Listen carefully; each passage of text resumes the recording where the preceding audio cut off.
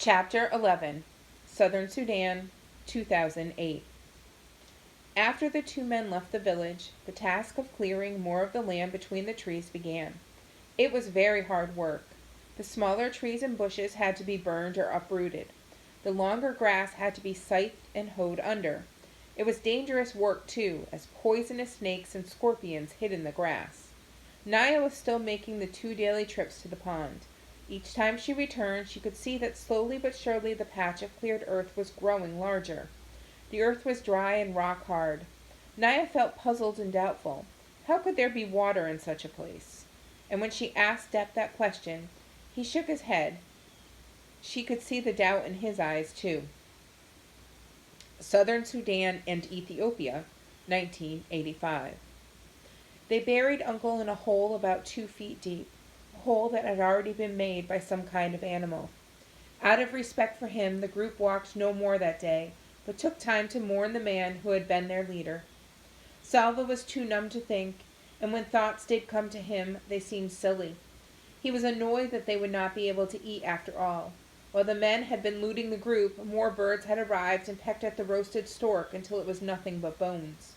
The time for grief was short, and walking began again soon after dark.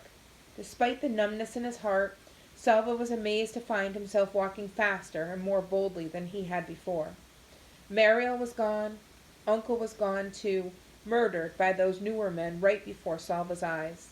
Mariel and Uncle were no longer by his side, and they never would be again. But Salva knew that both of them would have wanted him to survive, to finish the trip, and to reach the Etang refugee camp safely. It was almost as if they had left their strength with him to help him on this journey. He could not think of any other explanation for the way he felt, but there was no doubt. Beneath his terrible sadness, he felt stronger. Now that Salva was without Uncle's care and protection, the group's attitude toward him changed. Once again, they grumbled that he was too young and small, that he might slow them down or start crying again, as he had in the desert. No one shared anything with him, neither food nor company.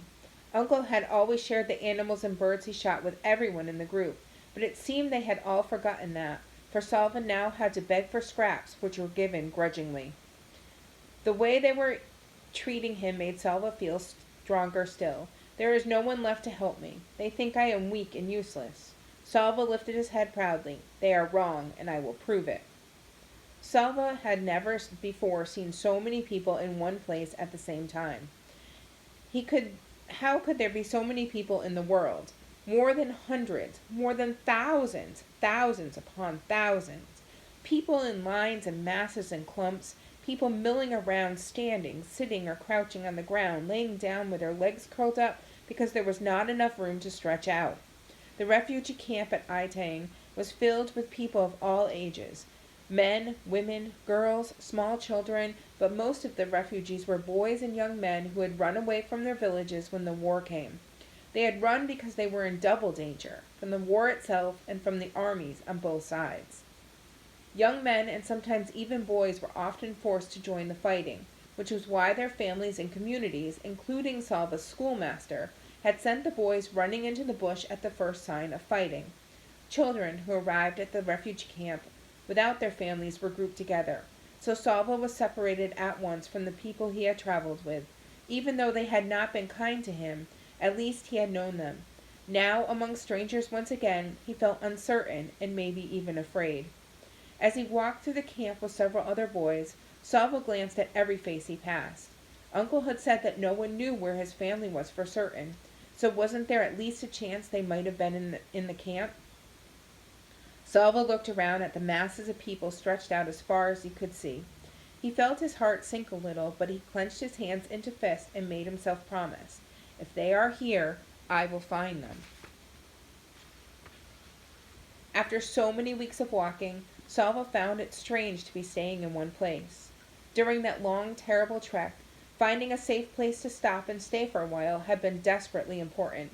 But now that he was at the camp, he felt restless, almost as if he should begin walking again. The camp was safe from the war. There were no men with guns or machetes, no planes with bombs overhead. On the evening of his very first day, Salva was given a bowl of boiled maize to eat, and another one on the next morning.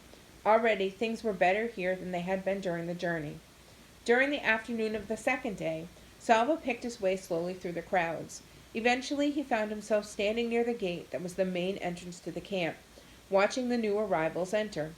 It did not seem as if the camp could possibly hold any more, but still they kept coming, long lines of people, some emaciated, some hurt or sick, all exhausted. As Salva scanned the faces, a flash of orange caught his eyes. Orange. An orange headscarf. He began pushing and stumbling past people. Someone spoke to him angrily, but he did not stop to excuse himself. He could still see the vivid spot of orange. Yes, it was a headscarf. The woman's back was to him, but she was tall like his mother. He had to catch up. There were too many people in the way. A half sob broke free from Salva's lips. He mustn't lose track of her.